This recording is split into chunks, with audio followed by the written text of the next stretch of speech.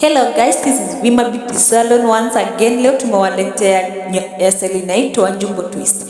So first of all, you make sure your hair is clean. After you have cleaned your hair, you now section it into small sections. Afterwards, shuka hiyo nywele yako tumatuta tudogo tudogo. After umemaliza kushuka hizo tumatuta kichwa yote, you now pick your crochet. Unaanza ku crochet braid yenye unatumia slowly by slowly. Make sure it is very neat. After umemaliza crochet, now first of all feature hiyo nywele ya clay ndani ya hiyo braid. Make sure umeificha.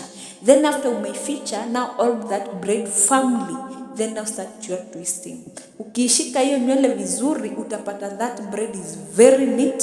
Client wako hata complain. Now start your twisting. You twist it, make sure it is very neat. Ndio client wako afurahi ile kazi yenye umemfanyia. Afterwards you find kama client wako anataka umwekee curls, put the braids in hot water. You will find you got the best curls ever. Afterwards you now got your braids. You can style them whichever way you want. Thank you so much for listening to Vimar Beauty Salon. Asanteni sana. Subscribe to our YouTube channel, like, share and comment for more.